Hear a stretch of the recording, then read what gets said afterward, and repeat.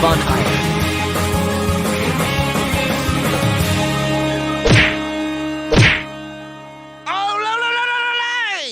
Hey guys, this is Hannah Wright. Autism Acceptance Month is slowly rounding the corner, and I just want to say before we start this video, you do not support Autism Speaks. Instead, donate and support to organizations that actually help autistic people, like ASAN and the Autism Women's Network. Alright, with that out of the way, let's begin. This all happened when I was a freshman in high school. I had just gotten diagnosed with autism a few months prior, and I was ready to enter high school with this intact. Before this, I had no prior experience going to any special needs classes or public schools in general. 8th grade was the first year I went to a public school, and in middle school I mainly shared classes with the neurotypical children. Heck, I was the only known autistic kid in elementary school, which, plus the fact that I was one of the youngest kids in the entire school, was the reason I was babied in elementary school, which then ended up being the reason I have an inferiority complex nowadays. But anyways, I entered my first class catered towards people with autism in my freshman year of high school. It was during lunchtime. I was just casually eating my food, and I heard someone wanted me in room Archer. Those who have played Fire Emblem Radiant Dawn and are aware of the memes behind it will know why I called it this. I have no idea someone wanted me there, as I had not had any classes there in my entire life. I grabbed my food and went up there. When I opened the door, I felt like I traveled into a paradise. Everything was decorated like it was a beach, fun little toys everywhere, exercise balls I could roll around on, and people like me were hanging out there. The people who were in the room when I first walked in were my first ex, a weeb who loved Sonic, and the teacher. Let's just say the teacher traumatized me severely in high school.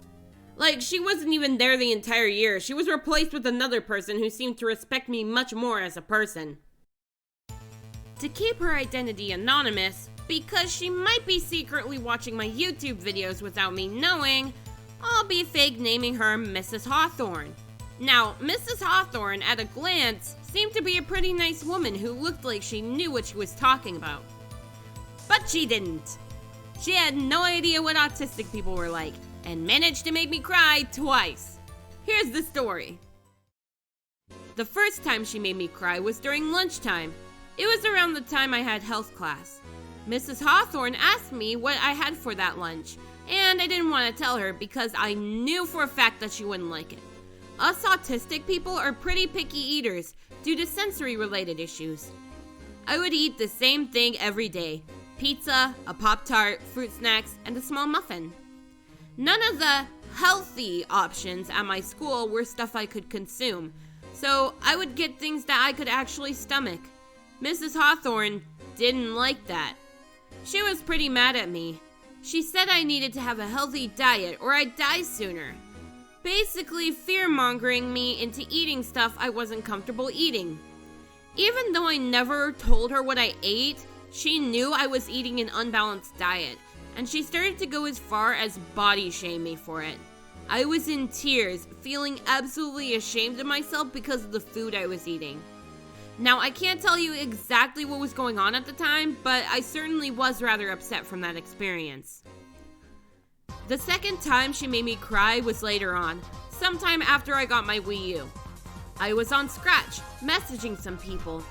Some of the teachers in the class thought I was on Facebook, but I corrected them, saying it was actually Scratch and not Facebook. I knew that the next time I was attending the autism class, we'd be learning about stuff like fashion, something that caught my interest because of the anime I would watch. But when I actually attended the class, it was about something different. Mrs. Hawthorne would instead teach me something that made me, someone who had more friends online than in real life, severely uncomfortable. I bet you guys know where this is going. It was about internet safety. Internet safety in quotes because, well, it really wasn't that at all.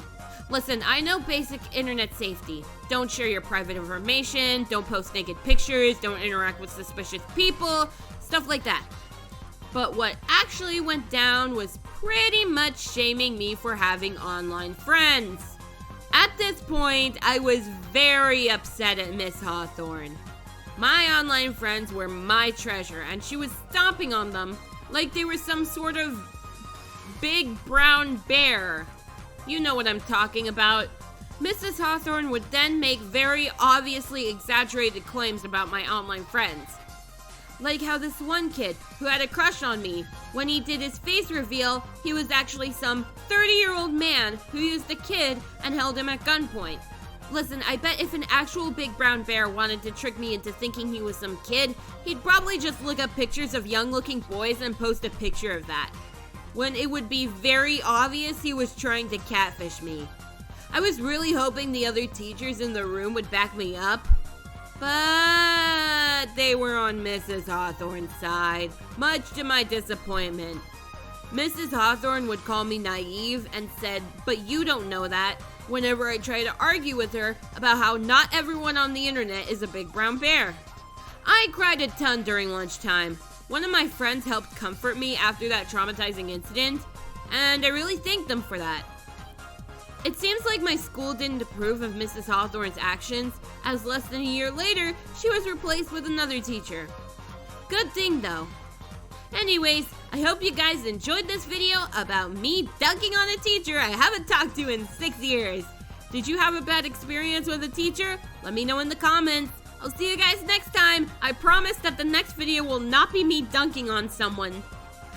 Anyways, Maya the Wiggler loves you, and I'll see you guys next time. Toodles!